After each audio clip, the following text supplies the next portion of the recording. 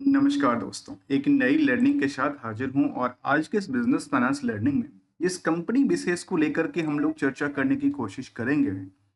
वो जो कंपनी है वो स्टॉक मार्केट और लैंडिंग फाइनेंशियल सर्विस से डील करती है। यहाँ पे जानने के पहले चलिए हम कंपनी के बारे में देख रहे थे रिसर्च करने के दौरान, तो पता चला कि एक ऐसी कंपनी है जो स्टॉक मार्केट से जुड़ी हुई कंपनी है। और आज के टाइम में इनके स्टॉक प्राइस को देखा जाए तो ये जो है कास करके देखा है तो 52 वीक के लो के आसपास आके अटकी पड़ी थी और वहां से बाउंस बैक लिया। ज्यादा बाउंस बैक नहीं लिया, कह सकते हैं यहाँ से करीब करीब 15% के आसपास बाउंस बैक क्रिएट किया है निचले लेवल से। और यदि ये निचले लेवल से 15 से 16% की बाउंस बैक क्रिएट करती देखी जाए और इंट्रिंसिक वैल्यू कंपनी का है 378 रुपए के आसपास। मार्केट कैप बहुत ज्यादा बड़ा नहीं है, 1300 करोड़ की मार्केट कैप है। स्टॉक का पी भी काफी छोटा सा है, अर्थात जो रेट में आजकल मार्केट में अवेलेबल है वो काफी छोटा सा है। और जो प्रमोटर कंट्रोल है काफी बेटर है, 72% तक कंट्रोल करती है। उसमें डिमेरिट की बात यह है, जो 72% की कंट्रोल में अल्टीमेटली कह सकते हैं कि 2% का उन्होंने प्लेज करके रखा है। जो कंपनी की कमाई है नेट इनकम वो करीब 12% तक सेविंग करती है, जो कि रिजर्व में ट्रांसफर होता है। यदि हम आरओसी की आंकड़ा को देखें तो 25% से लेकर के करीब करीब 32-33% तक की रिटर्न क्रिएट करती है। इसके अलावा यदि हम कंपनी की फाइनेंशियल पोजीशन को देखने की कोशिश करेंगे, जो अभी तक का ये 23% की रिटर्न क्रिएट करती देखी जा सकती है, तो आखिर कंपनी की बिजनेस मॉडल कैसा काम करता है। देखिए, कंपनी की बिजनेस मॉडल काम करता है, मास्टर ट्रस्ट लिमिटेड इसका नाम है। और इस कंपनी का जो कारोबार है स्टॉक मार्केट की कह सकते हैं कि ट्रेडिंग प्लेटफॉर्म के तौर पे ब्रोकिंग का कामकाज करती है। कहती है जो platform bye trader for trader offering your best broker trading and options. ये अलग अलग सभी कंपनियां अपनी जिक्र करती रहती है कि हम सबसे बेटर हम ही काम करते हैं।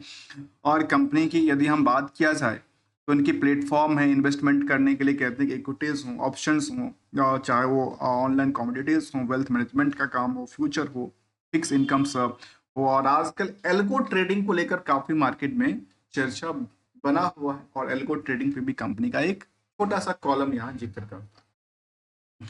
जानने के लिए देखा जाए इनकी फाइनेंशियल सिचुएशन को, तो ये अच्छा ये लगा कि यहाँ पे आप यदि देखेंगे वाई वाई के मुताबिक तो इसकी रेस जो थी काफी बेटर रही है इनकी कारोबार को लेकर के। जहां ऑपरेटिंग प्रॉफिट मार्जिन में भी स्थिरता कायम करती देखी गई, जो नेट प्रॉफिट था उसमें भी स्थिरता कायम करती देखी गई।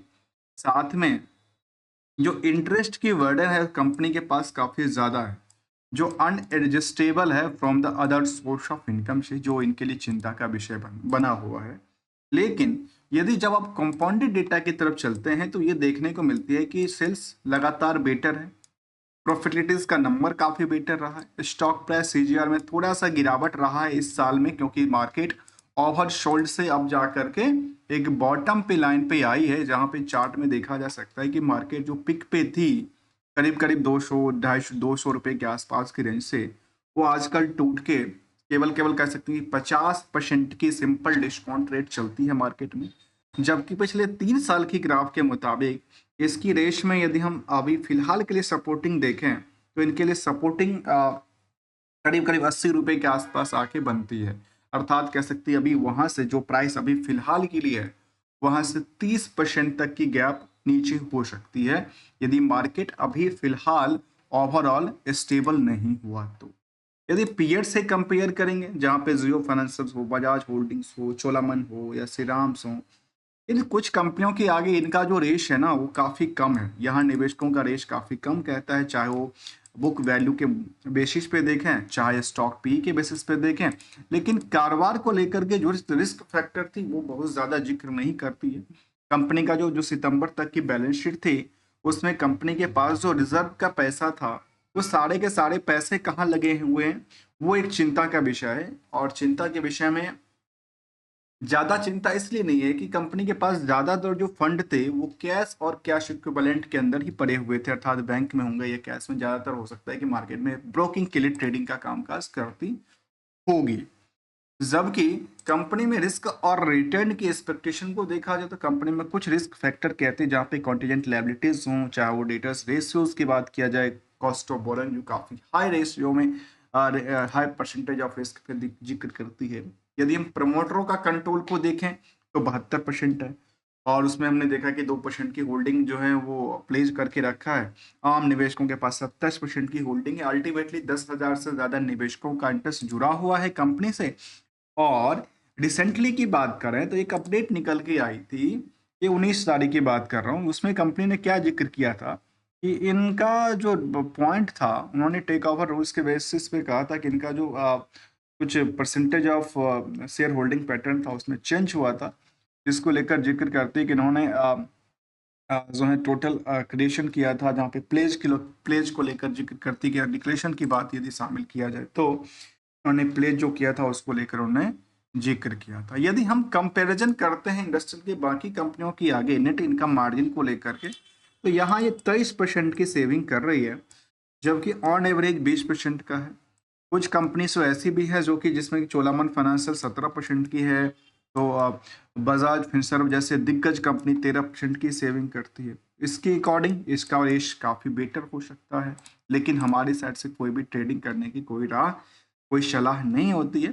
यदि इस कंपनी की 52 वीक की हाई की तरफ भी देखेंगे ना, तो ये जिक्र करती है 207 रुपए के स्टॉक प्राइस, और आजकल कितने की प्राइस चल रही थी, 120 रुपए के आसपास, और 52 वीक के लो में चल रहा था 106 रुपया, जबकि ऑल टाइम हाई भी इसका 207 ही रहा था।